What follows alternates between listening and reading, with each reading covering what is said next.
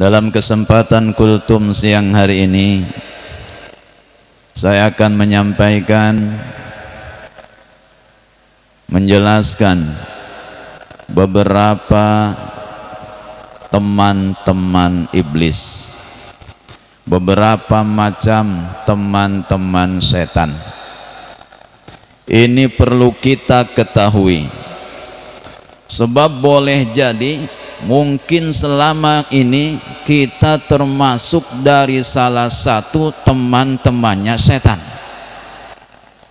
Ini yang kita khawatirkan.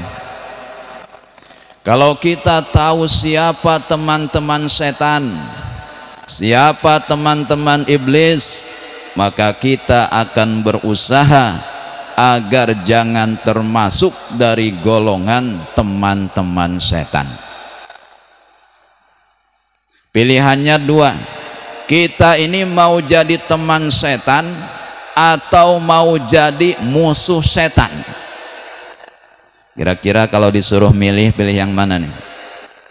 Mau jadi musuh setan, musuh iblis, atau mau jadi teman setan, jadi teman iblis?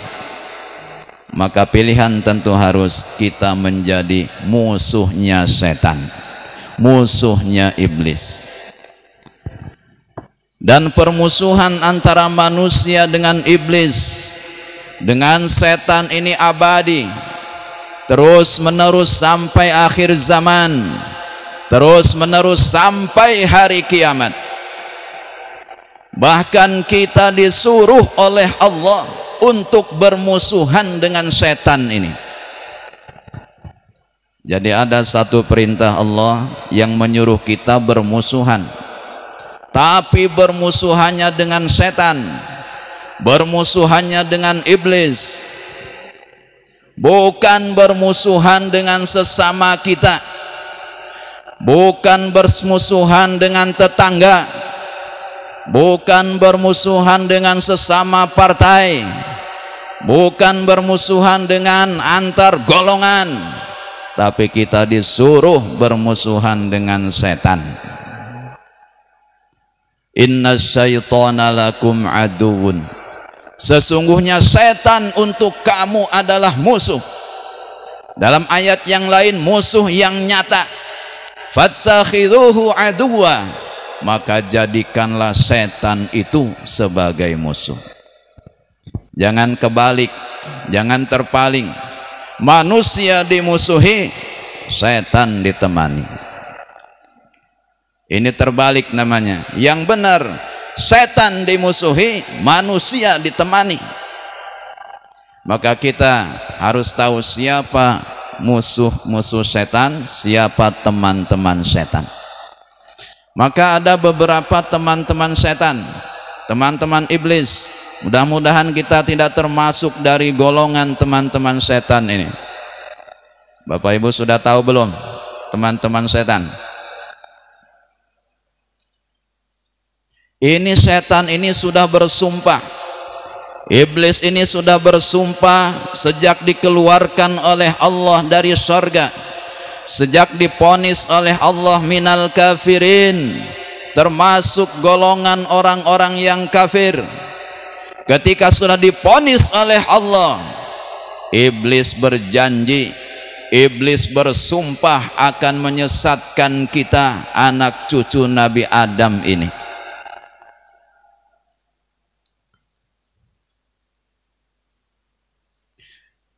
Fabima agwaitani la'aqudanna lahum siratakal mustaqim thumma la'atiyannahum min baini aydihim wa min khalfihim wa an aymanihim wa an syama'ilihim wa la tajidu aktsarahum syakirin.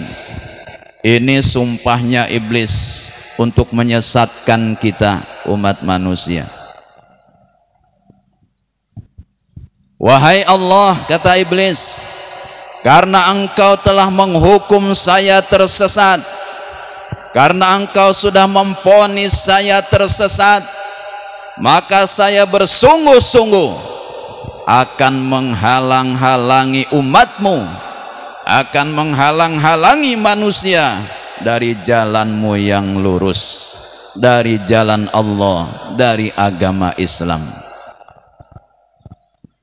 La ughwiyannahum min baini aidihim, saya akan sesatkan mereka dari depan, wa min khalfihim, saya akan sesatkan mereka dari belakang, wa an aimanihim, saya akan sesatkan mereka dari kanan, wa an syama'ilihim, saya akan sesatkan mereka dari kiri.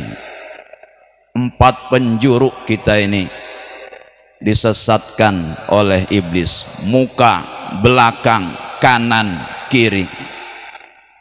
Kira-kira kemana kita supaya lepas ini? Supaya selamat kemana ini? Muka iblis, di belakang iblis, di kanan iblis, di kiri iblis. Ketika mendengar sumpah iblis seperti ini, malaikat ini timbul rasa belas kasihan kepada umat manusia ini. Ya Allah, kata para malaikat, bagaimana manusia itu bisa selamat kalau dikepung oleh tipu daya iblis dari berbagai macam penjuru, dari depan, belakang, kanan, kiri. Kata Allah, masih ada 2 arah lagi yang tidak ada iblisnya di situ. Mana yang masih kosong, yang masih selamat? Ke atas. Nggak ada dalam ayat tadi dari atas. Mana lagi? Dari bawah ke bawah. Apa maksudnya? Ketika kita tersesat oleh tipu daya iblis, tergelincir dalam perbuatan dosa, kita angkat tangan ke atas memohon ampun kepada Allah, maka kegelinciran kita, kesesatan kita, dosa kita akan dihapuskan oleh Allah Subhanahu wa ta'ala. Masih ada jalan ke atas. Ke bawah sama. Ketika kita tersesat, tergoda oleh iblis, oleh setan dengan perbuatan maksiat, kita sujud kepada Allah, kita mohon ampunan dalam sujud kepada Allah, maka kesesatan kita, dosa kita akan diampuni oleh Allah Subhanahu wa ta'ala. Allah Maha Penyayang. Masih ada 2 peluang buat kita, ke atas atau ke bawah, sujud kepada Allah Subhanahu wa ta'ala. Bapak Ibu sekalian yang dirahmati Allah Subhanahu wa ta'ala, dikepung kita ini oleh iblis, tipu daya iblis, godaan setan, godaan iblis. Dan iblis ini, setan ini, dia cuma sekedar menggoda, membawa kita untuk menjadi teman-temannya. Innama yad'u hizbahu liyakunu min ashabis sa'ir.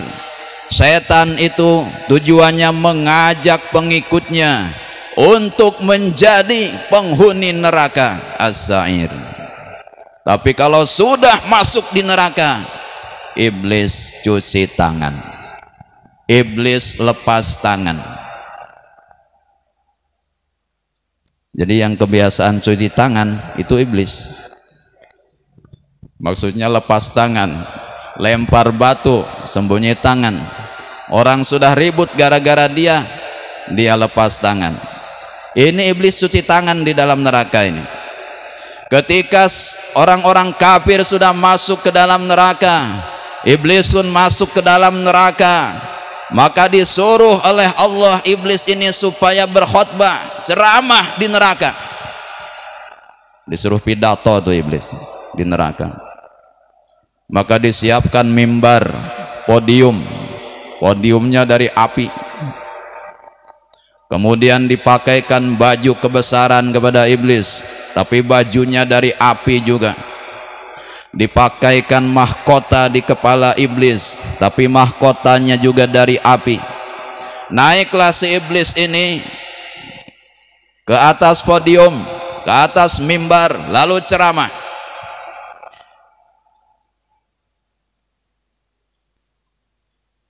Innallaha wa'adakum wa'dal haqq wa wa'adtukum fa akhlaftukum wa ma kana liya 'alaikum min sultanin illa an da'autukum fastajabtum li fala talumuni walumu anfusakum ma ana bimusrikhikum wa ma antum bimusrikhi inni kafartu bima asyraktumuni min qabl innal zalimina lahum adzabun alim.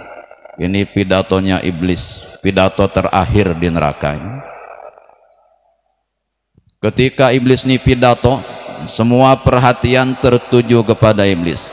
Apa isi pidatonya ini? Yang digebugin, yang disiksa, semuanya stop dulu. Nonton iblis ceramah dulu. Apa isinya? Ternyata kesimpulannya iblis ini enggak tahu urusan. Cuci tangan, lepas tangan. Innallaha wa'adakum wa'dal haq. Yang dijanjikan Allah kepada kalian itu semuanya benar. Surga neraka itu benar. Hisab timbangan itu semuanya benar. Seperti yang sudah kalian saksikan saat ini. Wa wa'adtukum fa akhlaftukum.